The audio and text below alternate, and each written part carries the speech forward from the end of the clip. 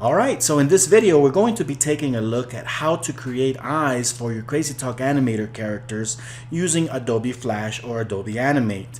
In my case, I am using Adobe Animate version 19, basically Flash 19. This is basically CC 2019, I believe. It doesn't matter, you can use any version of Flash that you have your hands on. So I'm going to start by creating, generating maybe a little bit of a darker shade of black there. And I'm just going to draw the outline of an eye. One of the tricks I do to further, Flash already does a pretty decent job at smoothing out my outlines, but you can press the smooth modifier in the tools panel to smoothen it a couple times, and that'll give you an additional degree of smoothness. This is especially helpful if you don't have a graphics tablet or you find yourself drawing with the mouse. This is one way that you can draw and then reshape it and re-smooth it really quickly and make it look like you drew it with a graphics tablet. So I'm gonna go ahead and I'm gonna save this color using Toon Titan. I'm gonna choose another one, and I don't want to go for like a complete white, like a shade of white. I want to be able to have, in Crazy Talk Animate, if you use like a pure white or a pure black and then you want to work with the render style option, which allows you to easily change the colors of an item, you'll have a harder time because those pixels are pretty much burnt in. It's either all the colors in there or none of the colors in there. So I always recommend using something that's as close to white as possible or as close to black as possible, but never the actual white or black colors. That's just a pro tip, and if you don't learn to do that now, you'll pretty much learn to do it on your own later on after so many headaches. So here it is. I basically drew the basic shape of an eye. Just to further define it, I'm going to put a couple of eyelashes on it, just to drive home that it is in fact an eyeball. Smoothen that up a little bit. Cool thing about Flash is you can further manipulate the shapes like putty to get the right shape that you want. So even if you are working with just the mouse, and I used the mouse for the longest time when I was first learning Flash, so I was able to get along with it just fine, and I'm actually very comfortable with it.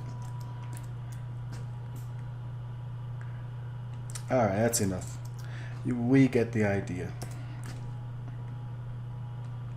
So this is going to be our character's eye, and we're also going to draw a little pupil on the side here.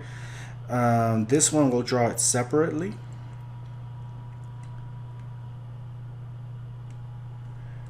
And let's see, maybe something like this.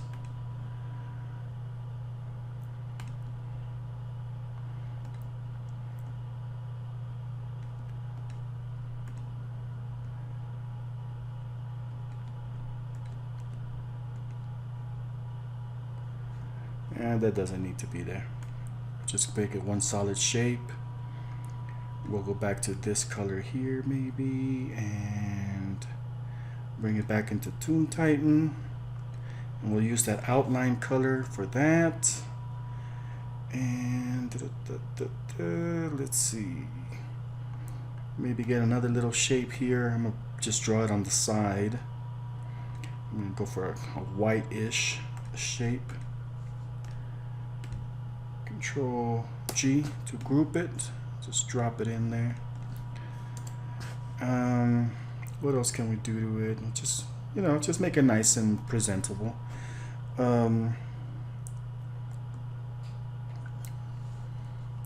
So all this stuff doesn't really matter. This is just decorations and stuff, just so you can see, that you can do a little bit more advanced stuff.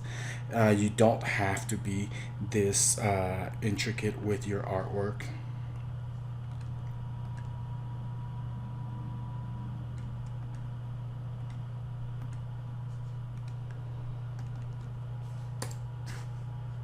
Maybe a little darker.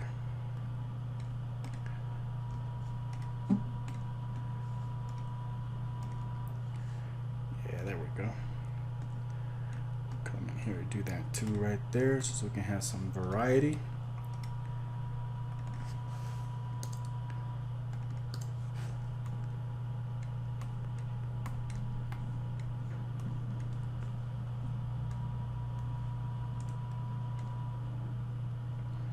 Okay, so we have a pupil. I'm going to smoothen it up a little bit, a couple times, just to get a nice smoother shape.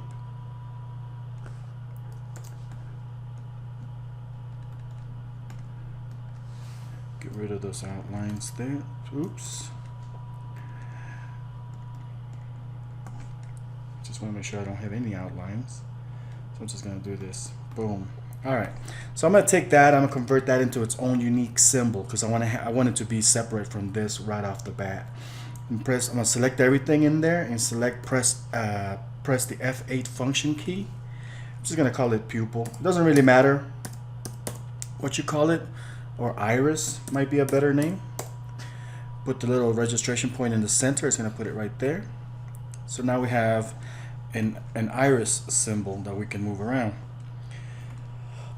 Now this, before we convert it into a symbol itself, what we're going to do is, I have these two shapes right now. One is a symbol, one is just a general shape. And I have one layer. I'm going to right click here and select insert layer, or I can press this icon, insert layer. So I have 3 layers, okay? Now the top layer is going to be called, it's going to be what's called the mask. The middle layer is going to be where you put your pupil in there, all right? And the bottom layer is what you call the image, all right? And this is basically the overall look and feel of that eyeball.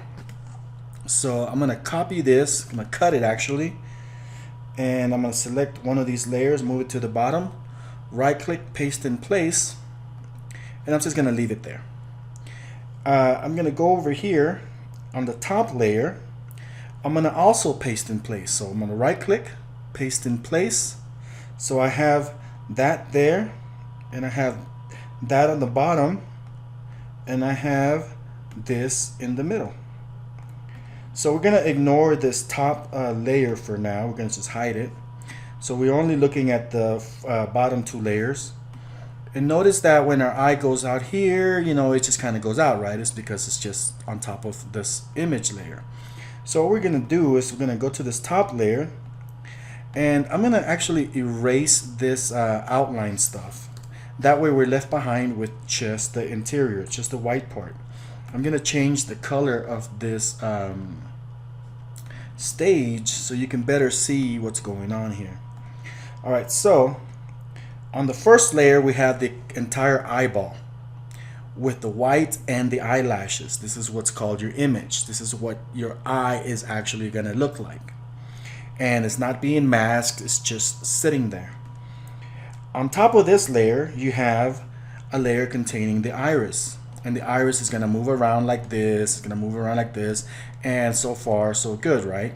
So we're just going to put it there. Actually, I'm going to put it here so you can see what happens next. And on top of that one, we have another layer that contains just a copy of the white part in the same exact spot where this white part is on the image layer. All right. Now you don't have to name the layers yourself. It doesn't really matter what names you give it, but I'm going to go ahead and name it so you can keep better track of this. So this is your image layer,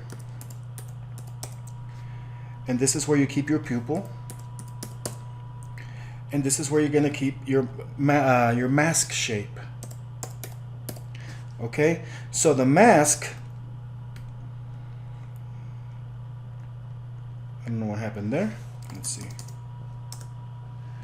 Special characters are not permitted. Do I have special characters?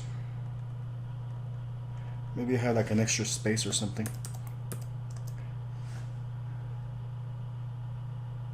All right, whatever. It's the mask layer, and so the mask layer itself is just this white area, which basically it's going to mask out what is being seen in this pupil. So now we're going to look at just these top 2 layers, okay? So here's the mask layer above this iris shape.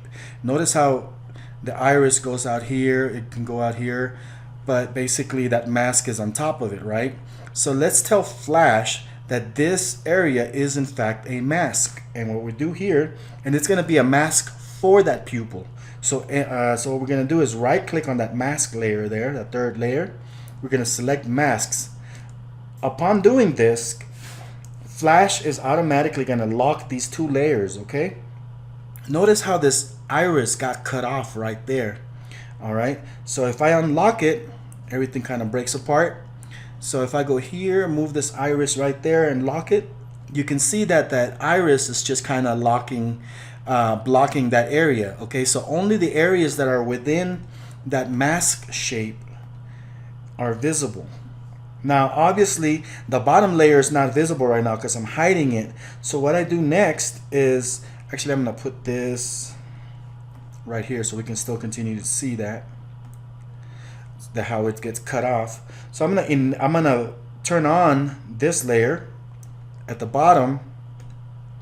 So naturally what we end up now is an effect that looks like the iris is being masked out at that outline there, at this outline. So you can actually tweak that around and stuff, do whatever you want with that. Obviously if I change the shape of this image, it's not gonna line up with the eyeball anymore. So don't do that. Let's see here. So if I move this here, notice how it still gets cut off here because that's where the mask is. So let's backtrack there. All right, so basically this is our eyeball. All right, now in general, if you're doing it like this, I believe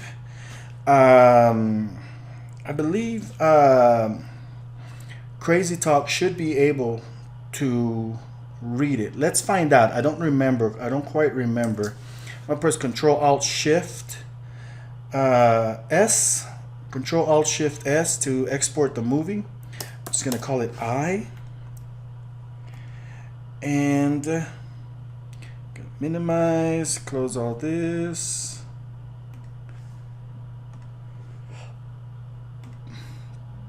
We can open up an actor. It doesn't really matter. You can use G1, G2s. You can probably use G3s. Probably not the 360 head stuff. I don't know. So let's see. I'm going to just bring in this Reillusion character here. I'm going to composer mode.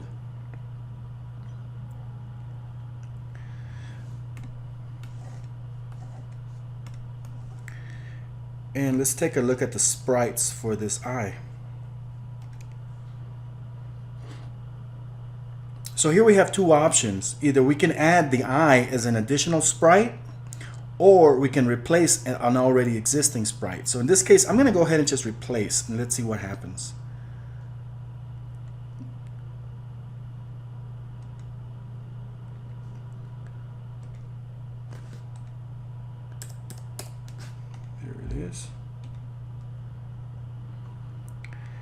All right, notice the size didn't come out quite the way we wanted it. All right, let's do a quick calibration. All right, it did not work. So what we're gonna do is we're gonna tell Crazy Talk Animator what those parts are. So let's see here. And for this task, I'm actually going to use Puppet Producer. You don't have to. You can do this manually. But I choose to use Puppet Producer because it makes things a lot faster. So I'm going to go into the eye section of Puppet Producer. You can see I have my eye socket, which is the mask, the pupil and iris, which is, you know, the pupil layer, and the eye base, which is the bottom layer there. And let's see here. I'm going to take that bottom layer, lock this, hide it. I'm going to select the image stuff in the bottom layer. I'm just going to click on that button, image, boom. No item was a shape, converted to a symbol and assigned it to image. So what it did is that it took that shape, it converted it into its own symbol, gave it a random name, and it associated, if we go out, it gave it an instance name. Okay, it called it image, and this is what Crazy Talk Animator is looking for. So we're going to do the same thing for that pupil. Now the pupil, or the iris, it's already converted into a symbol, a movie clip symbol. So you won't, so Puppet Producer won't convert into a symbol because it's already there, but it will add the name. Notice how it doesn't have a name, instance name in the property here. I'm going to click that pupil button. Boom. So I do that, and there it is, pupil. It says pupil has been set. Perfect. All right. So now let's take care of this mask shape. Now this mask also is not a symbol. Now again, if I just select it and press the button, Puppet Producer will automatically convert it into a symbol and then assign the name. This case, just so you can see that there's multiple ways to get there, I'm going to go ahead and go to Modify, Convert to Symbol, call it blah. It doesn't really matter what you name it. So now it's a movie clip symbol. Now that it's a movie clip symbol, we click it, and boom, it adds a name. Mask has been set, which is going to lock everything, and export it again. Control Shift Alt S. I'm going to call it I. It's going to tell me that there's already an I there. That's okay. Minimize, and we'll open up that properties panel. We'll select, click the replace button, upload that I. So now that it's been replaced, we're going to test it.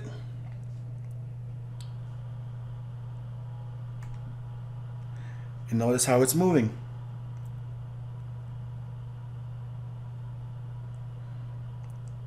All right, so in Flash or Adobe Animate, you basically, adjust your own starting point. Obviously, I put my eyeball in there.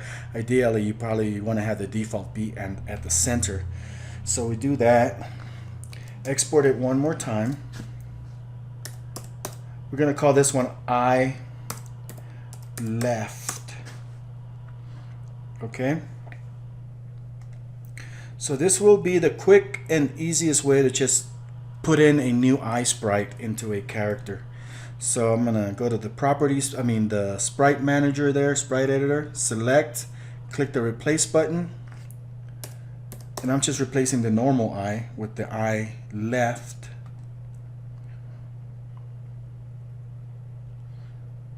Boom, now he's at the center. Let me hide these bones, and we can adjust the position and stuff like that. And of course we can test it, test the calibration, up, down, left, right, so on. Okay, so now that we have that, now with this particular method, unfortunately, you can't just use the same sprite and magically use it on the other side. Let's see if we can get rid of this sprite here. Okay, because if we do, let's see here.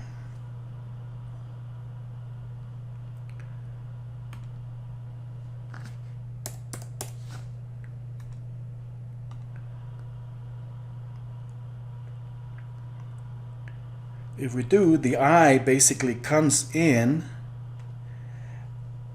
the same orientation, and there really isn't a way to mirror this sprite and just flip it. Okay, Revolution just did not provide the tools for doing a basic eye mirror, unfortunately. So you're gonna have to do this manually. It sucks, yes, I know, but it's not that big of a deal. I'm gonna unlock everything, select everything at the same time, modify, transform, horizontal, so everything stays in place, lock it back, Control Alt Shift S to export. I right. Okay, so we're gonna bring it in here, hit that replace button. Here it is.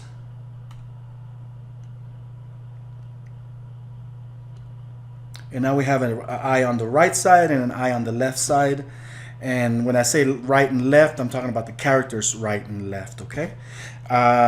So we're gonna go ahead and do a quick calibration. Now, Reallusion's calibration thing is not the best. It's just allows you to kind of visualize general stuff. So it's not gonna go all the way up, all the way down, and stuff like that. But it will move enough to give you the idea that it's working.